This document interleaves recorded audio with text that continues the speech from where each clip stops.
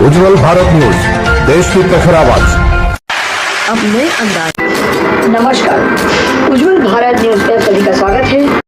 नमस्कार, उज्जवल भारत इसमें सभी का स्वागत है। विशेष तौर पे आज है 26 नवंबर 2025। हर साल 26 नवंबर को संविधान दिवस यानी कॉन्स्टिट्यूशन डे मनाया जाता है। इस दिन डॉक्टर भीमराव अंबेडकर जी ने अध्यक्षता में संविधान को स्वीकारा गया था। हमारा संविधान कोई मामूली दस्तावेज नहीं है, बल्कि यह देश के लोकतंत्र की नींव है। इससे जुड़ी कई ऐसी दिलचस्प बातें हैं जिन्हें जानकर आप स्वयं भी हैरान हो जाएंगे। क्या आप जानते हैं किसने लिखा है भारत का संविधान? आइए आज आपको इसके बारे में पूरी जानकारी हम देने का प्रयास करते हैं। हर साल 26 नवंबर को संविधान दिवस के रूप में मनाया जाता है। इस दिन डॉक्टर भीमराव अंबेडकर जी ने उनकी अध्यक्षता में संविधान को स्वीकारा गया था। आपको बता दें कि इस दिन भारत का संविधान स्वीकार किया गया था। भारत का संविधान डॉक्टर BR अंबेडकर की अध्यक्षता में अपनाया गया था। ये दिन भारत के लिए बेहद खास है। इसी दिन साल 1949 में डॉक्टर भीमराव अंबेडकर की अध्यक्षता में भारत का संविधान अपनाया गया था। हमारा संविधान सिर्फ एक कानूनी दस्तावेज नहीं है, यह एक ग्रंथ है जो देश की आत्मा, उनके सपनों और उसके लोकतांत्रिक मूल्यों को दर्शाता है। इसलिए इस दिन को पूरे देश में संविधान दिवस के रूप में मनाया जाता है। हमारा संविधान कोई मामूली दस्तावेज नहीं है। ये सभी भारतीयों को समानता का दर्जा देता है, उन्हें कुछ अधिकार देता है और कुछ जिम्मेदारियां भी देता है। इतना ही नहीं, संविधान से जुड़ी कई ऐसी दिलचस्प बातें जो आपको भी हैरान कर डालेगी। आइए संविधान दिवस पर आज के शुभ मौके पर जाने इससे जुड़ी कुछ खास और दिलचस्प बातें। दुनिया का सबसे लंबा लिखित संविधान भारत का ही संविधान दुनिया का सबसे लंबा लिखित संविधान है। मूल रूप से इसमें 395 अनुच्छेद, 8 अनुसूचियां और 22 भाग थे। समय के साथ साथ संशोधनों के बाद आज इसमें कई बदलाव किए गए।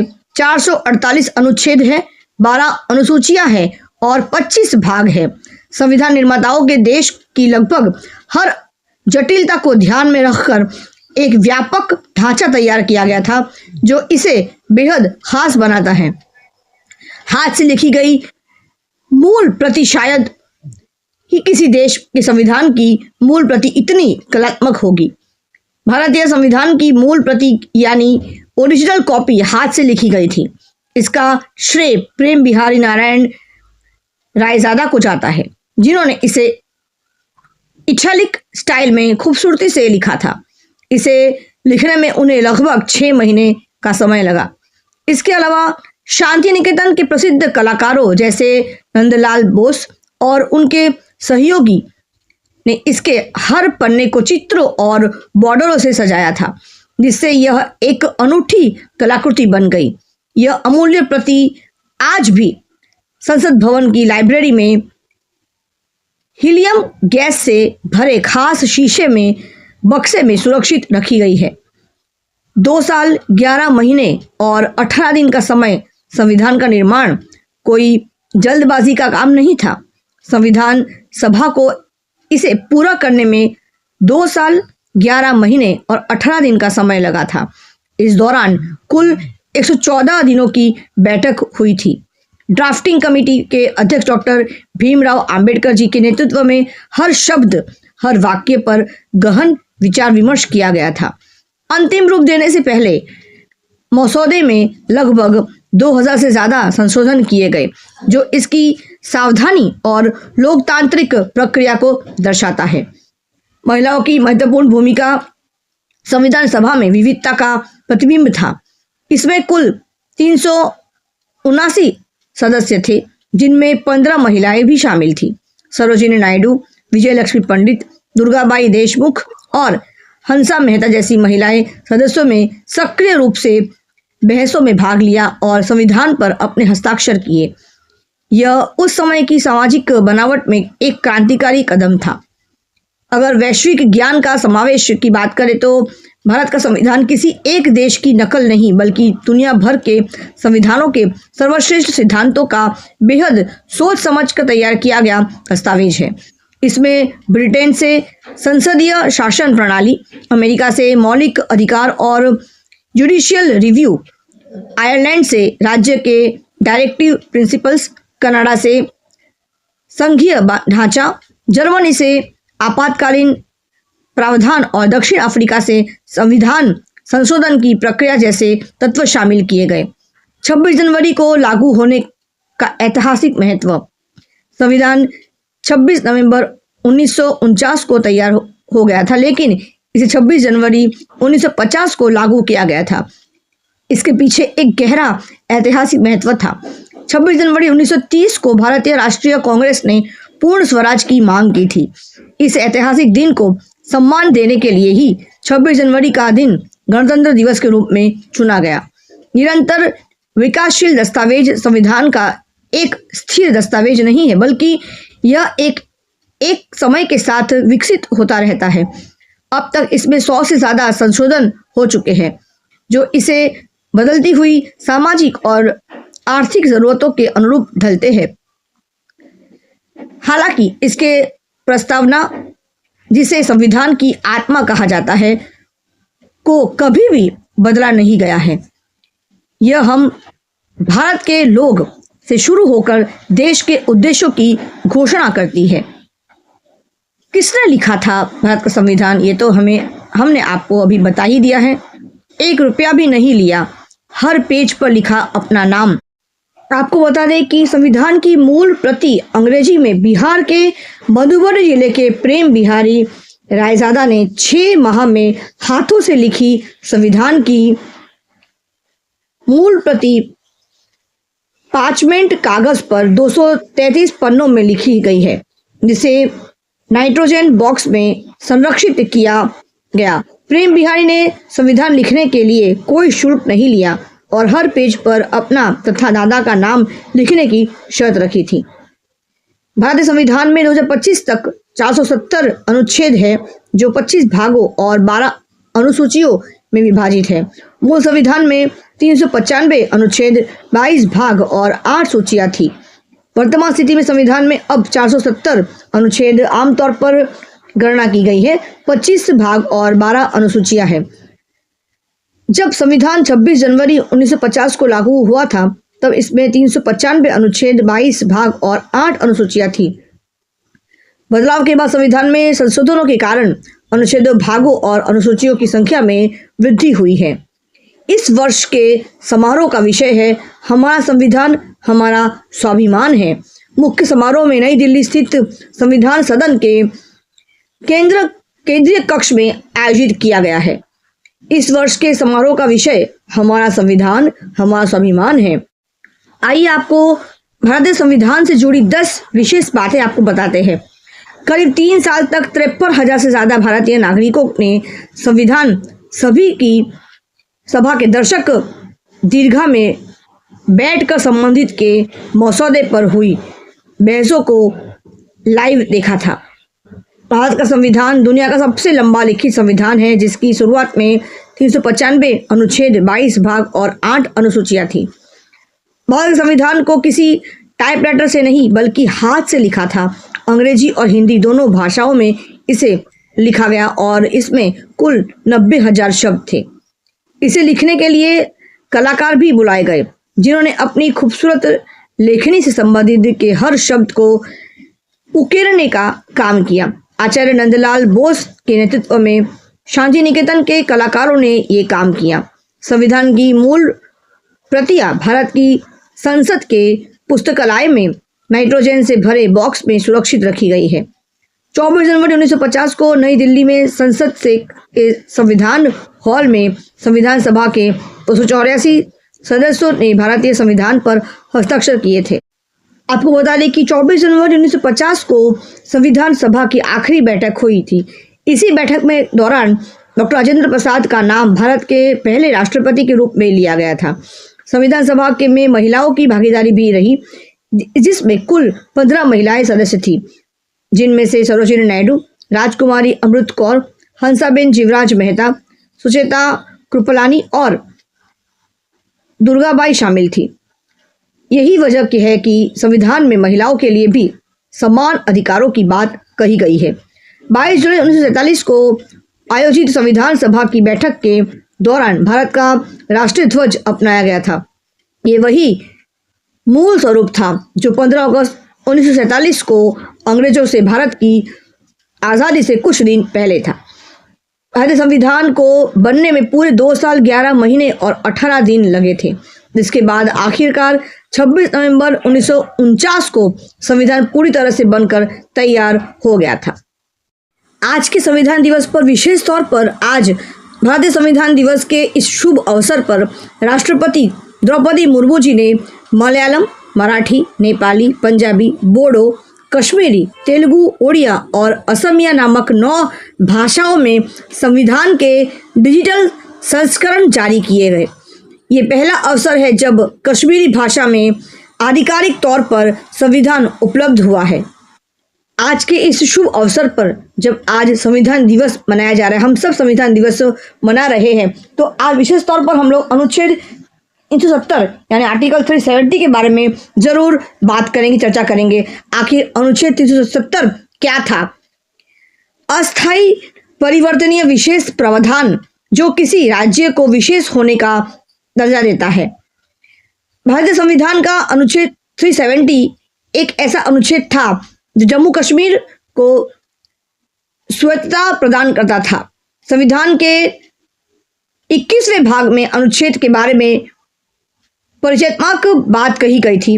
अस्थायी, संक्रमणकालीन और विशेष प्रावधान जम्मू और कश्मीर की संविधान सभा को इसकी स्थापना के बाद भारतीय संविधान के उन लेखों की सिफारिश करने का अधिकार दिया गया था जिन्हें राज्य में लागू किया जाना चाहिए या अनुच्छेद 370 को पूरी तरह से निरस्त करना चाहिए था। बाद में जम्मू कश्मीर संविधान सभा ने राज्य के संविधान का निर्माण किया और अनुच्छेद 370 को निरस्त करने की सिफारिश किए बिना खुद को भंग कर दिया। इस लेख को भारतीय संविधान की एक स्थायी विशेषता माना गया है। भारत सरकार ने 5 अगस्त 2011 को राज्यसभा में एक ऐतिहासिक जम्मू कश्मीर पुनर्गठन अधिनियम 2019 पेश किया, जिसमें जम्मू कश्मीर राज्य से संविधान का अनुच्छेद 370 हटाने और राज्य का विभाजन जम्मू कश्मीर एवं लद्दाख के 2 केंद्र शासित क्षेत्रों के रूप में करने का प्रस्ताव किया गया। जम्मू कश्मीर केंद्र शासित क्षेत्र में अपनी विधायिका होगी, जबकि लद्दाख बिना विधायिका वाला केंद्र शासित क्षेत्र होगा।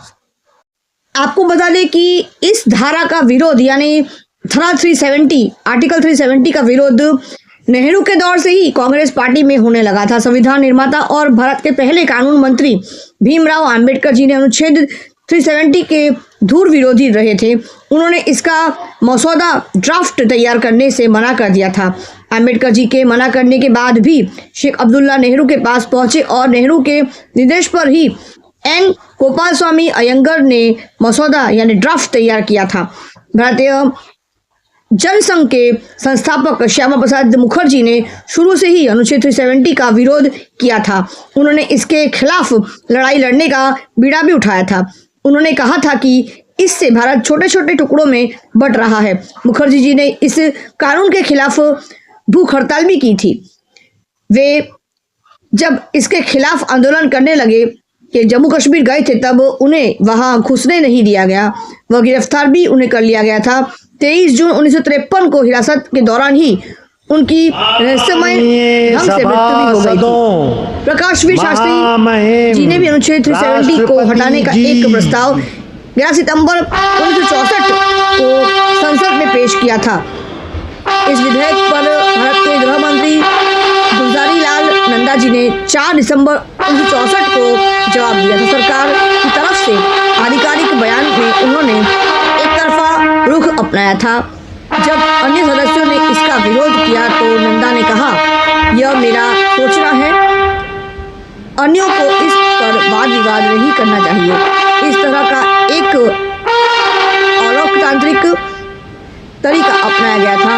नंदा पूरी चर्चा में अनुच्छेद 370 के विषय को टालते रहे। वे बस इतना ही कह पाए कि विधेयक में कुछ कानूनी कमियां हैं, जबकि इसमें सरकार की कमजोरी साफ दिखाई देती है, ये उन्होंने कहा था। हिंदू महासभा, भारतीय जनसंघ, भारतीय जनता पार्टी और शिवसेना शुरू से ही इसे हटाने की मांग करते आए हैं। अंततः यह धारा अगस्त 2019 में समाप्त कर दी गई। तो चलिए, इस वर्ष का समारोह का विषय हमारा संविधान हमारा स्वाभिमान है, जो मुख्य समारोह नई दिल्ली स्थित संविधान सदन के केंद्रीय कक्ष में आयोजित किया गया है।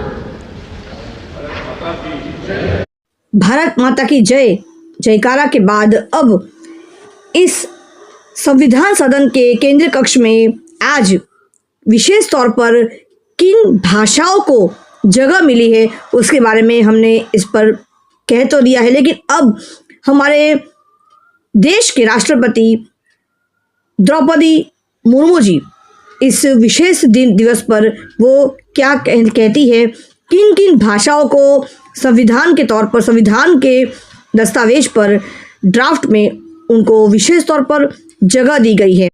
तो चलिए आपको ले चलते सीधे नई दिल्ली स्थित संविधान सदन के केंद्र कक्ष में आयोजित किया जा रहा है संविधान दिवस का ये विशेष समारोह, जहां पर हमारे देश के राष्ट्रपति माननीय द्रौपदी मुर्मू जी इस विशेष दिवस के अवसर पर अपने विचार व्यक्त करेंगी।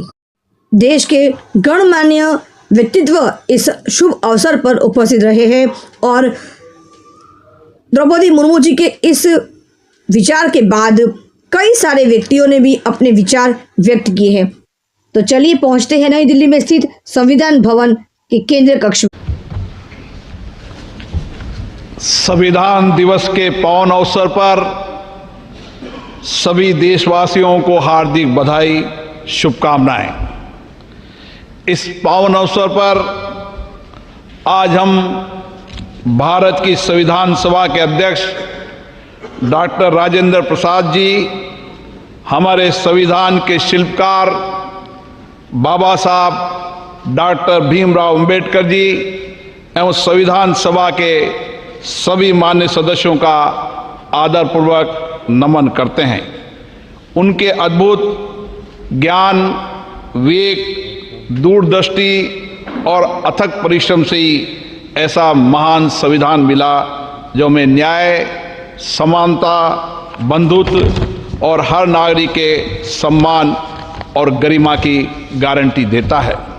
इस अवसर पर पधारे हमारे माननीय राष्ट्रपति महोदय जी, माननीय उपराष्ट्रपति जी, माननीय प्रधानमंत्री जी, राज्यसभा में सदन के नेता, माननीय संसदीय कार्य मंत्री, राज्यसभा में सदन के प्रतिपक्ष नेता, लोकसभा में नेता प्रतिपक्ष, राज्यसभा के उपसभापति, माननीय मंत्रीगण, सभी दल के नेतागण, माननीय सदस्यगण, अतिथियों, आप सभी का इस ऐतिहासिक संविधान सदन में हार्दिक स्वागत, अभिनंदन। संविधान सभा का ये केंद्रीय कक्ष वो पवित्र स्थान है जहां गहन चर्चा, संवाद एवं विचार मंथन के बाद हमारे संविधान को आकार दिया गया। जनता की आकांक्षाओं को संवैधानिक प्रावधानों में लिपिबद्ध किया गया। संविधान के मार्गदर्शन में पिछले 7 दशक से अधिक के कालखंड में हमने नीतियों और कानून बनाए और सामाजिक न्याय और समावेशी विकास के लक्ष्य प्राप्त किए। हमने अपने संविधान के मार्गदर्शन में हमने सुशासन और सामाजिक आर्थिक विकास की एक परिवर्तनकारी यात्रा तय की है। भारत विश्व का सबसे जीवंत और सफल लोकतंत्र माना जाता है। हमारा संविधान का गौरव है और हमारे संविधान की प्रस्तावना में लिखित शब्द हम भारत के लोग हमारी सामूहिक शक्ति, राष्ट्रीय एकता और जन कल्याण के लक्ष्य की सशक्त अभिव्यक्ति है। आज हम सभी का सामूहिक लक्ष्य है वर्ष 2047 तक भारत को विकसित राष्ट्र बनाने का, और ये लक्ष्य तभी पूर्ण होगा जब हम अपने जीवन में संविधान के मूल्यों और आदर्शों को अपनाएंगे। आइए आज इस पावन दिवस पर हम अपने इस संकल्प को दृढ़ करें कि संविधान के मूल्यों एवं आदर्शों को आत्मसात करेंगे और हमारा निर्णय राष्ट्र हित को सर्वोपरि होगा। अपने कर्तव्यों और दायित्वों को निभाते हुए आने वाली पीढ़ियों के लिए हम एक ऐसे भारत का निर्माण करेंगे जो विकास, न्याय, एकता, बंधुता और मानवीय गरिमा की मिसाल हो। और इसी भावना के साथ मैं सभी उपस्थित अतिथियों का धन्यवाद व्यक्त करता हूं। जय Hind.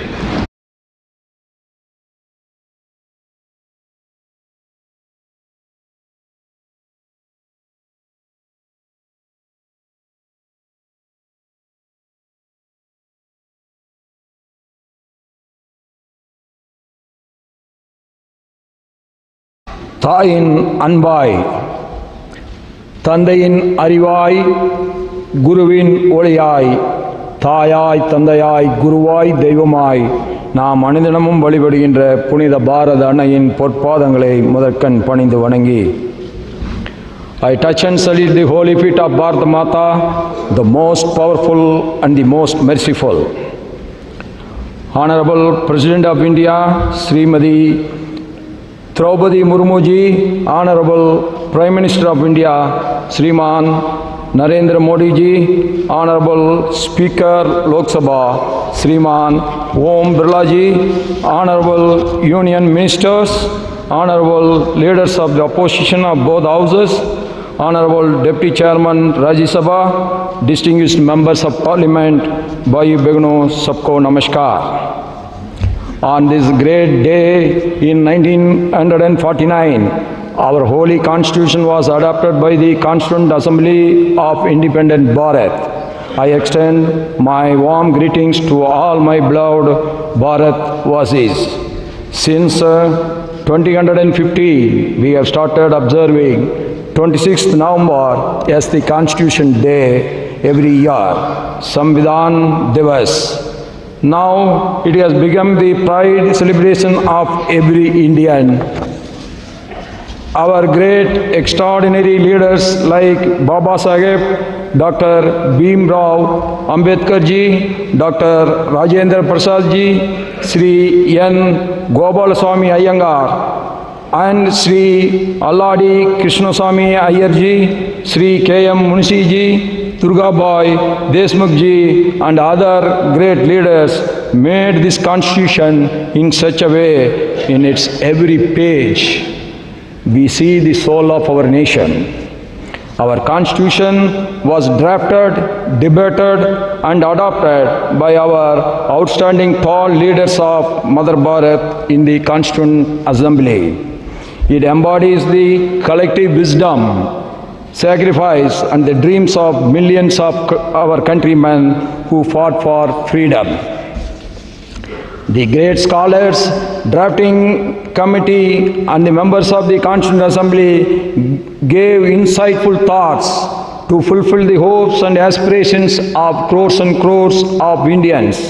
Their selfless contribution make Bharat as the largest democracy in the world today. Our Constitution was born out of intellect and lived experience, sacrifices, hopes and aspirations. The soul of our constitution has proved that Bharat is one and it will be one forever. In the recent years, by adopting pragmatic and saturation-first approach, we have been able to perform well on many development indicators. From nowhere, we are now the fourth largest economy of the world, and very soon we are going to be the third largest economy of the world. That is why the whole world is now looking at us. 25 crore brothers and sisters of India have been liberated from poverty in the last 10 years. This is a historical monument achievement never seen in the human history ever before. With the help of digital technologies, 100 crore people have been covered under various social security schemes. We have made the impossible possible.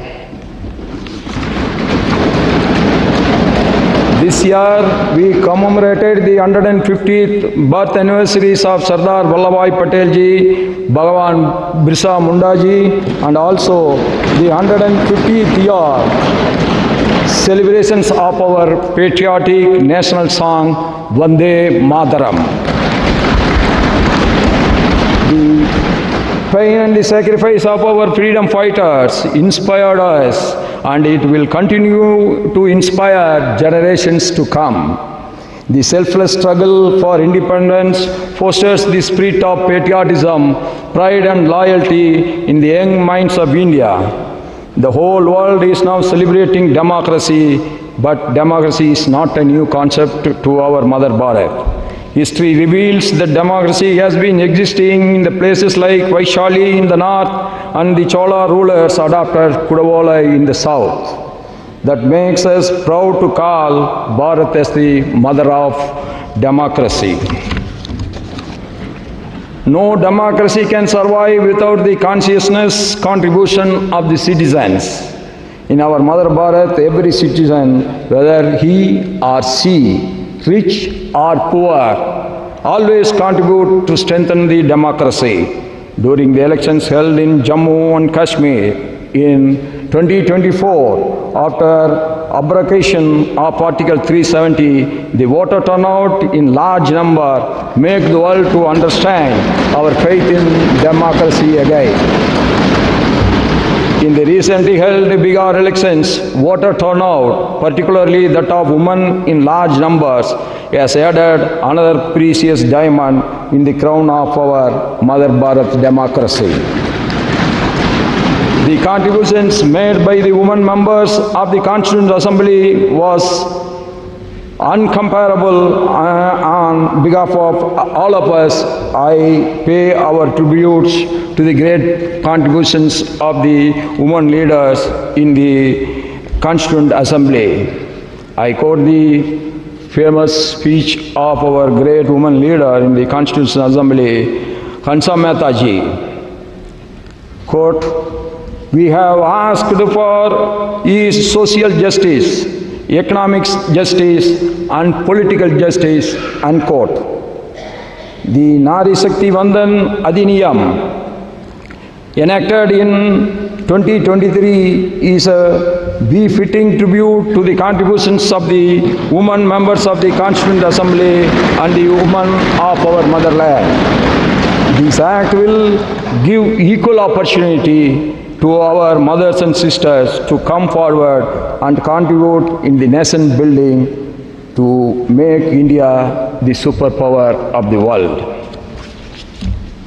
As the governor of states of Jharkhand, Maharashtra and Telangana, I had the privilege of interacting with the tribal communities. No one can forget the significant role and sacrifice of the tribal community and our tribal leaders in the freedom movement, yes, also in the Constituent Assembly. It is a matter of pride that since 2021, we have started to commemorate the Janjadiya Gaurav Divas to to remember the great sacrifice and recognize their struggles of our tribal leaders and community in the movement to liberate India from the colonial rule. Our Constitution reflects our strong commitments towards social justice and economic empowerment of scheduled caste, scheduled tribe, backward classes, and the other weaker sections of the society. We all are proud of our Constitution. Yes, it carries the inclusive spirit. The ideals of justice, liberty, equality, and fraternity in the preamble ensure that every citizen, regardless of caste, creed, gender, language, region, or religion, has the rightful place in Bharat. The members of the Constituent Assembly debated and discussed over a period of 2 years, 11 months, and 17 days with one common goal: to create a landmark constitution for our motherland. In the same spirit of our constitution makers, we all should now work together towards the goal of Viksit Bharat during this Amrit Kal.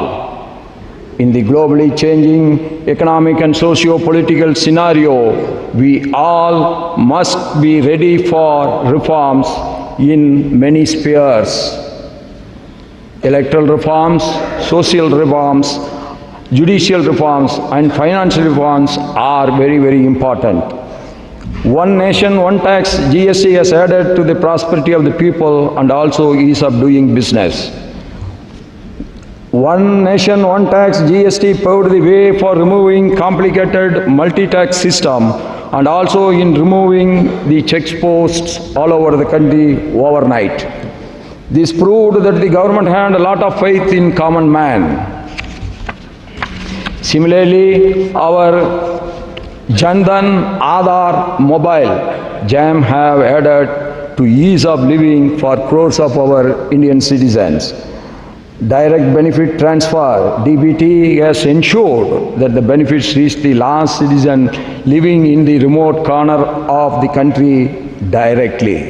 No one is in between the government and the beneficiary. We all must use this modern science and technology with a constructive mind to achieve the ambitious goal of Viksit Bharat. No country can be made great just like that without the contribution of the people. We all have to perform our respective roles with duty consciousness. As people's representatives, it is our prime duty, be in the parliament or in the state legislators or in the local bodies, to adopt dialogue, debate, and discussion to serve the people's rightful aspirations. The greatest tribute to our magnificent Constitution on this day is to pledge ourselves to live up to the values of the Constitution. Jai Hind, long live Mother Bharat. 26 नवंबर 2025 यानी 76वां आज संविधान दिवस मनाया जा रहा है देश भर में। देश के राष्ट्रपति द्रौपदी मुर्मू जी बोली, संविधान को नमन वंदन। संविधान दिवस पर बोली राष्ट्रपति द्रौपदी मुर्मू जी, 25 करोड़ लोग गरीबी रेखा से बाहर आए हैं। संविधान दिवस पर आज देश भर में मनाया जा रहा है बहुत ही हर्ष और उल्लास और सम्मान पूर्वक। मुख्य कार्यक्रम दिल्ली में स्थित पुराने संसद भवन में हो रहा है, जिसकी अध्यक्षता खुद राष्ट्रपति कर रही थी। इस कार्यक्रम से जुड़ी सभी अपडेट आपको उज्जवल भारत के न्यूज चैनल की तरफ से भी आपको मिल रहा है। देश भर में आज 76वां राष्ट्रीय संविधान दिवस यानी कॉन्स्टिट्यूशन डे मनाया जा रहा है। आज संविधान दिवस 2025 पर पुराने संसद भवन में राष्ट्रीय कार्यक्रम का आयोजन किया जा रहा है। ये आयोजन संविधान सदन के केंद्रीय कक्ष में हो रहा है। संविधान दिवस पर आज होने वाले ऐतिहासिक कार्यक्रम की अध्यक्षता राष्ट्रपति द्रौपदी मुर्मू जी स्वयं कर रही है, जिसमें उपराष्ट्रपति सीपी राधाकृष्णन के साथ साथ प्रधानमंत्री श्री नरेंद्र मोदी जी, लोकसभा के अध्यक्ष, केंद्रीय मंत्री और दोनों सदनों के सांसद भी शामिल हैं। आज के इस शुभ दिवस पर राष्ट्रपति द्रौपदी मुर्मू जी ने संविधान का प्रियम्बल पढ़ते हुए कहा कि हम भारत के लोग भारत को एक संपूर्ण प्रभुत्व संपन्न समाजवादी पंथ निरपेक्ष लोकतांत्रिक गणराज्य बनाने के लिए तथा उसके समस्त नागरिकों को सामाजिक आर्थिक और राजनीतिक न्याय विचार अभिव्यक्ति विश्वास धर्म और उपासना की आज़ादी प्रतिष्ठा और अवसर की समता प्राप्त करने के लिए तथा उन सब के व्यक्ति की गरिमा और राष्ट्र की एकता और अखंडता सुनिश्चित करने वाली बहादुरता बढ़ाने के लिए दृढ़ संकल्पित होकर अपनी संविधान सभा में आज तारीख 26 नवंबर 1949 ईस्वी सन को इस संविधान को अंगीकृत अधिनियमित और आत्मर्पित करते हैं। इतना ही नहीं, विशेष तौर पर राष्ट्रपति द्रौपदी मुर्मू जी ने 9 भाषाओं में संविधान का ट्रांसलेटेड वर्जन जारी किया। राष्ट्रपति द्रौपदी मुर्मू जी ने मलयालम, मराठी, नेपाली, पंजाबी, बोडो, कश्मीरी, तेलुगु, ओडिया और असमिया समेत 9 भाषाओं में संविधान का ट्रांसलेटेड वर्जन जारी किया। राष्ट्रपति द्रौपदी मुर्मू जी ने आगे कहा, 3 तलाक जैसी सामाजिक कुरीति पर रोक लगाई। राष्ट्रपति द्रौपदी मुर्मू जी ने यह भी कहा कि विश्व के विशालतम लोकतंत्र में आज भारत एक उदाहरण के तौर पर खड़ा है। बीते दशक में हमारी संसद में जन आकांक्षाओं के व्यक्त करने के उदाहरण पेश किए हैं। मैं आप सभी सांसदों को बहुत बहुत बधाई देती हूँ। 3 तलाक जैसी सामाजिक कुरीति पर रोक लगाकर हमारी संसद ने बहन बेटियों को न्याय दिलाया है। आइए अब सुनते हैं हमारे देश के सबसे प्रथम नागरिक यानी हमारे देश के राष्ट्रपति माननीय द्रौपदी मुर्मू जी आज के इस शुभ दिवस पर क्या कहती है। उपराष्ट्रपति श्री सीपी राधाकृष्णन जी, प्रधानमंत्री श्री नरेंद्र मोदी जी, लोकसभा अध्यक्ष श्री ओम बिरला जी, राज्यसभा के उपसभापति श्री हरिवंश जी, राज्यसभा में सदन के नेता श्री जेपी नड्डा जी, राज्यसभा में विपक्ष के नेता श्री मल्लिकार्जुन खड़गे जी, संसदीय कार्य मंत्री श्री किरेन रिजिजू जी, लोकसभा में विपक्ष के नेता श्री राहुल गांधी जी, सभी सांसदगण और प्यारे देशवासियों, संविधान दिवस के ऐतिहासिक अवसर पर आप सबके बीच आकर मुझे हार्दिक प्रसन्नता हो रही है। आज ही के दिन 26 नवंबर 1949 को संविधान सदन के इसी के केंद्रीय कक्ष में संविधान सभा के सदस्यों ने भारत के संविधान के निर्माण का कार्य संपन्न किया था। आज ही के दिन उस वर्ष हम भारत के लोगों ने अपने संविधान को अपनाया था। स्वाधीनता के बाद संविधान सभा ने भारत की अंतरिम संसद के रूप में भी कर्तव्य निर्वहन किया। प्रारूप समिति के अध्यक्ष बाबा साहेब डॉक्टर भीमराव अंबेडकर हमारे संविधान के प्रमुख निर्माताओं में से थे। बाबा साहेब की 125वीं जयंती के वर्ष में यानी सन 2015 में 26 नवंबर को प्रतिवर्ष संविधान दिवस के रूप में मनाने का निर्णय लिया गया और निर्णय अत्यंत सार्थक सिद्ध हुआ है। आज के दिन पूरा देश भारतीय लोकतंत्र के आधार हमारे संविधान के प्रति तथा उसके निर्माताओं के प्रति आदर व्यक्त करता है। हम भारत के लोग अपने संविधान के प्रति व्यक्तिगत और सामूहिक स्तर पर आस्था व्यक्त करते हैं। अनेक योजनाओं के माध्यम से देशवासियों को विशेषकर युवा वर्गों को संवैधानिक आदर्शों से अवगत कराया जाता है। संविधान दिवस से मनाने की परंपरा का शुभारंभ करने और उसे निरंतरता प्रदान करने की जितना भी प्रशंसा की जाए और कम। माननीय सदस्य संसदगण संसदीय प्रणाली को अपनाने के पक्ष में संविधान सभा में जो ठोस तर्क दिए गए थे वो आज भी प्रासंगिक है।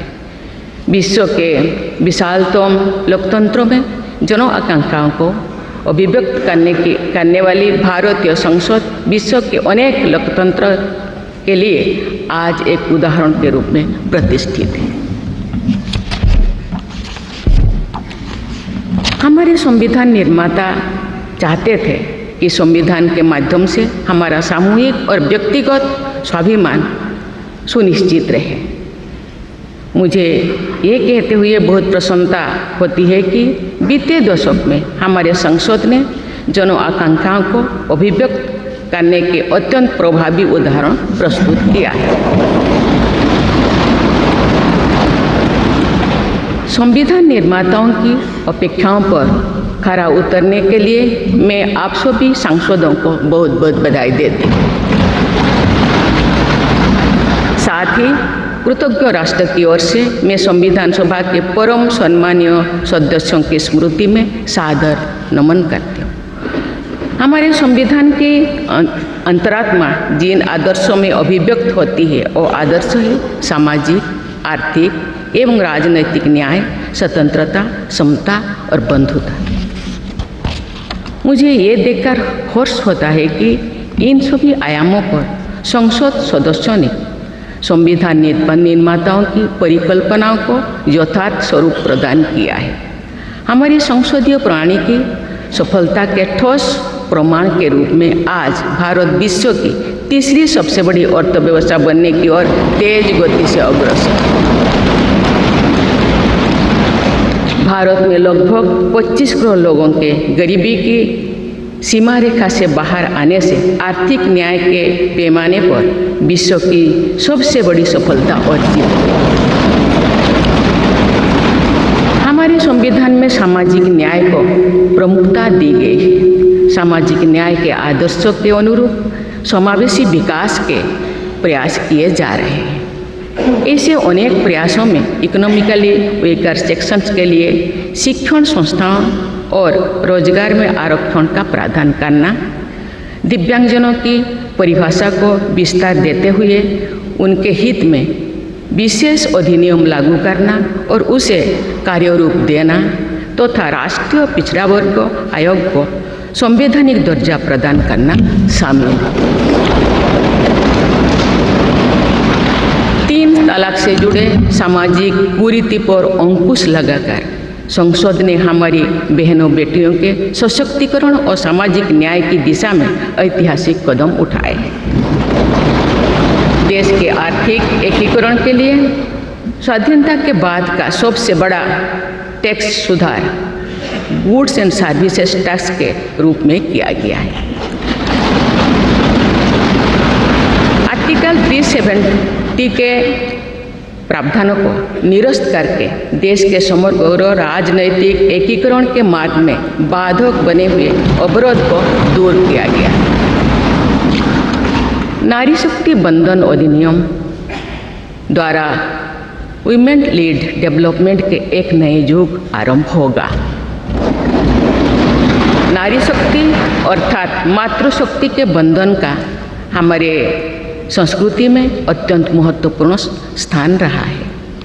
इस वर्ष 7 नवंबर से हमारा राष्ट्रगीत वंदे मातरम की रचना के 150 वर्षों पूरी होने के उपलक्ष्य में देशव्यापी स्मरण उत्सव मनाया जा रहा है।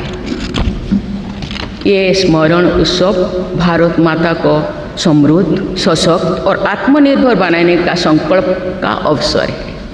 मुझे विश्वास है कि इस राष्ट्रीय संकल्प की सिद्धि के लिए आप सभी सदस्यगण देशवासियों को दिशा और प्रेरणा प्रदान करेंगे। हमारा संविधान हमारी राष्ट्रीय अस्मिता का ग्रंथ है। ये हमारी राष्ट्रीय पहचान का ग्रंथ है। ये कॉलोनियल माइंडसेट का परित्याग करके नेशनलिस्ट माइंडसेट के साथ देश को आगे बढ़ाने की मार्गदर्शक ग्रंथ है। इसी भावना के अनुरूप सामाजिक और तकनीकी बदलाव को ध्यान में रखते हुए क्रिमिनल जस्टिस सिस्टम से जुड़े महत्वपूर्ण अधिनियम लागू किए गए। दंड के स्थान पर न्याय की भावना पर आधारित भारतीय न्याय संहिता भारतीय नागरिक सुरक्षा संहिता और भारतीय साक्ष्य अधिनियम को लागू किया गया है। ऐसे अनेक प्रगतिशील वैधानिक को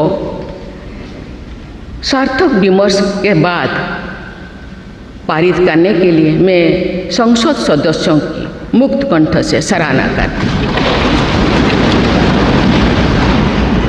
संविधान संशोधन के प्रावधानों के महत्व पर चर्चा करते हुए इस बात को रेखांकित किया गया था कि संविधान में ही ऐसी व्यवस्था होनी चाहिए जिसके बल पर भावी पीढ़ियाँ आवश्यक अनुसार समयानुकूल संशोधन कर सकें। इस प्रकार संविधान निर्माताओं ने हमारे संविधान को गतिशीलता और जीवंतता प्रदान की है। माननीय सांसदगण, हमारे संविधान निर्माताओं ने भारत के लोकतंत्र को संवैधानिक आधार प्रदान करने के साथ साथ हमारी राष्ट्रीय एकता का ताना बाना भी बुना। संविधान निर्माण में अग्रणी भूमिका निभाने के साथ साथ सरदार पटेल ने अनेक रियासतों के विलय का महान कार्य करके भारत की एकता को नया स्वरूप दिया। इस वर्ष सरदार पटेल की 150वीं जयंती देशवासियों ने मनाई।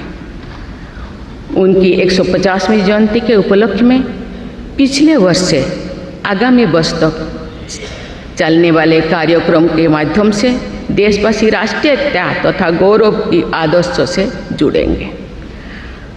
हमारी संसद हमारे राष्ट्र का प्रतिबिंब है। लौह पुरुष सरदार वल्लभ भाई पटेल के आदर्शों को प्रसारित करने तथा कार्यरूप देने में आप सबका योगदान महत्वपूर्ण है। जौन अभिव्यक्ति को परिलक्षित करने वाली हमारे संसदीय प्रणाली विभिन्न आयामों पर और अधिक मजबूत होती गई है। वयस्क मताधिकार का प्रावधान करके हमारे संविधान द्वारा जनता के विवेक पर जो आस्था व्यक्त की गई है, उसकी सफलता की विश्व के अन्य अनेक देशों में सराहना की जाती है। पिछले कुछ वर्षों के दौरान महिला मतदाताओं द्वारा बढ़ चढ़कर मतदान करना हमारी लोकतांत्रिक चेतना को विशेष सामाजिक अभिव्यक्ति देता है।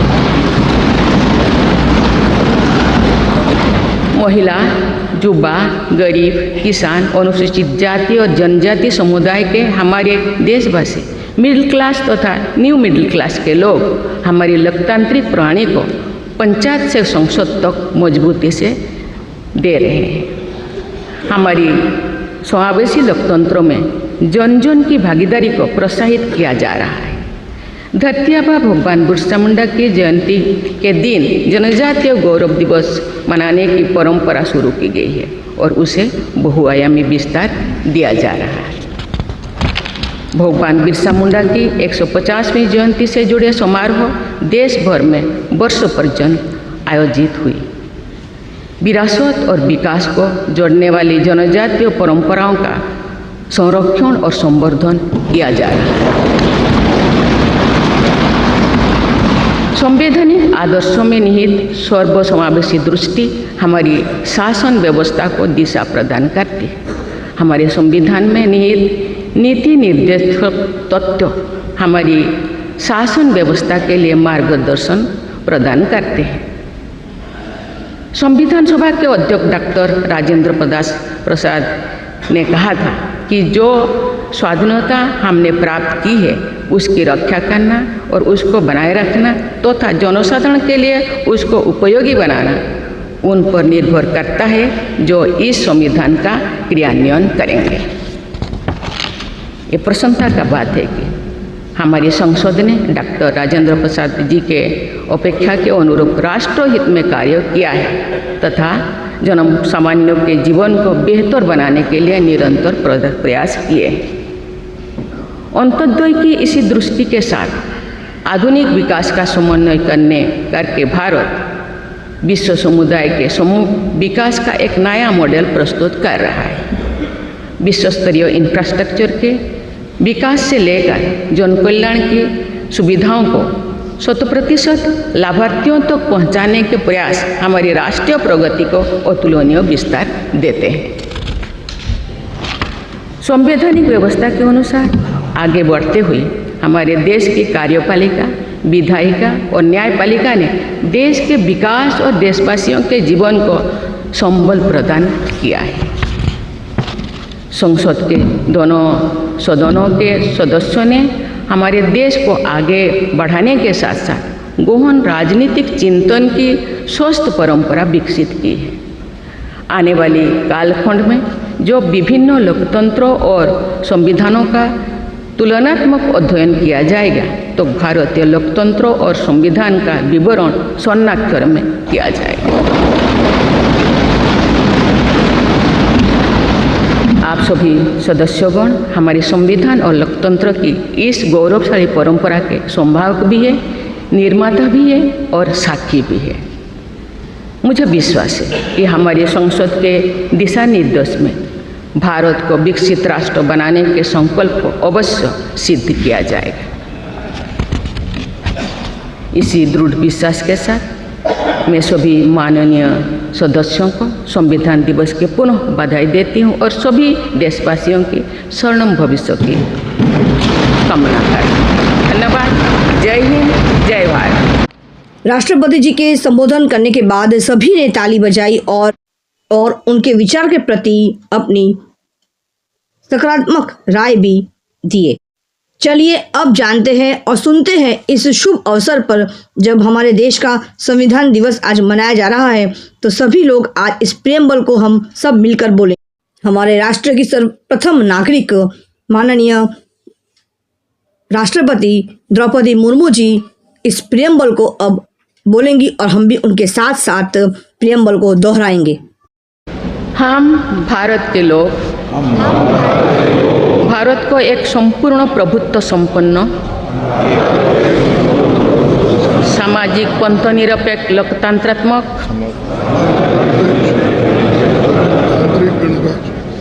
गणराज्य बनाने के लिए तथा उसके समस्त नागरिकों को सामाजिक, आर्थिक और राजनैतिक न्याय, विचार, अभिव्यक्ति, विश्वास, धर्म और उपासना की स्वतंत्रता, प्रतिष्ठा और अवसर की समता प्राप्त कराने के लिए तथा उन सब में व्यक्ति की गरिमा और राष्ट्र की एकता और अखंडता सुनिश्चित करने वाली बंधुता बढ़ाने के लिए दृढ़ संकल्प होकर अपनी इस संविधान सभा में आज तारीख 26 नवंबर 1949 ईस्वी को एतद द्वारा इस संविधान को अंगीकृत, अधिनियमित और आत्मार्पित करते हैं।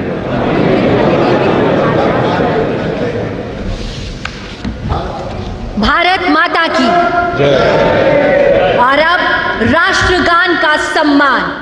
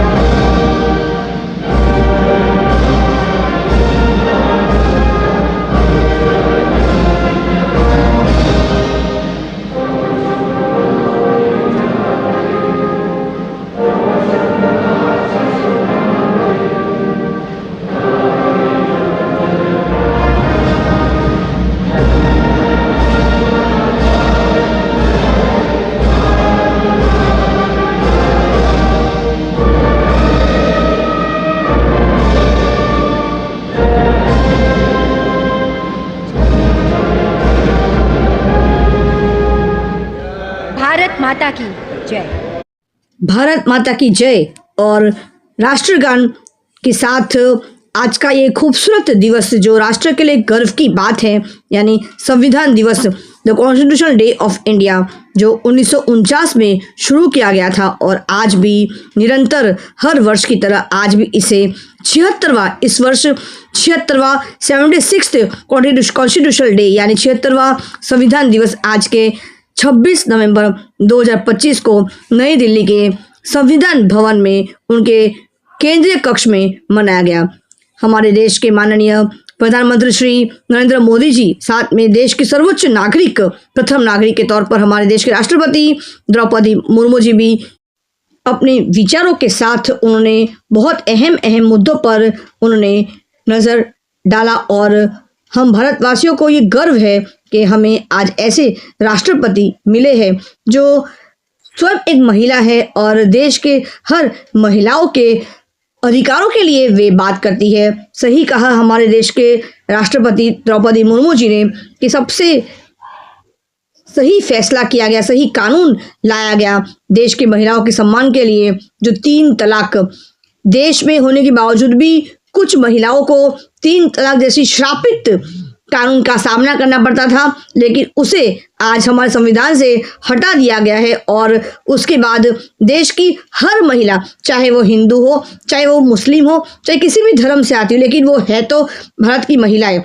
भारत की महिलाओं को हर तरीके का अधिकार, समान अधिकार मिलना अनिवार्य है और यही हमारा संविधान हमें सिखाता है। तो आज के इस संविधान दिवस पर 76वां संविधान दिवस जब हम सभी ने आज साथ मिलकर मनाया है, तो हमें ये याद रखना होगा कि अगर हम अपना हक मांगते हैं तो हमें हमारा कर्तव्य, हमारे फर्ज, हमारे दायित्व भी राष्ट्र के प्रति होता है, उसे भी हमें ज़रूर निभाना होगा। वो कहते हैं ना, दायित्व, फर्ज, जिम्मेदारी निभाने से ही तो हमें हक अपने आप मिल जाता है। अगर हमें हक चाहिए तो पहले अपने दायित्व, कर्तव्य को निभाना सीखना होगा।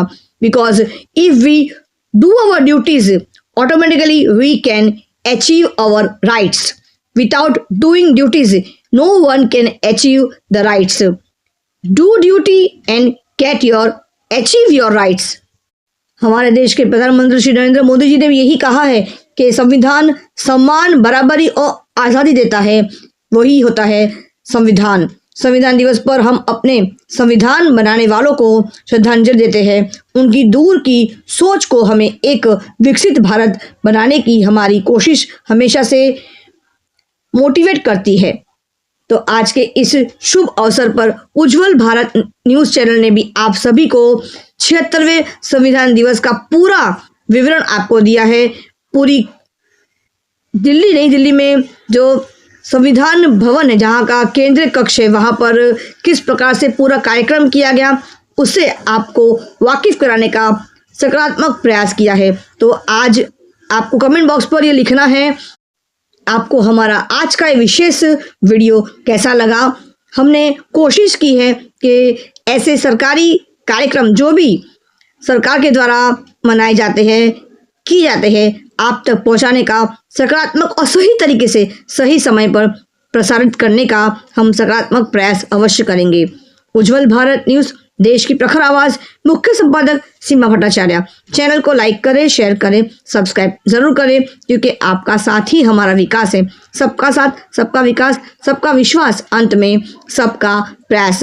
उज्जवल भारत न्यूज़ चैनल की ओर से हम सभी भारत के लोगों को, सभी नागरिकों को 76वें संविधान दिवस की बहुत बहुत हार्दिक शुभकामनाएं। भारत माता की जय। नमस्कार, धन्यवाद, वंदे मातरम, जय Hind. Thanks for watching UB News. Like and comment, and don't forget to subscribe for latest updates. Subscribe our channel.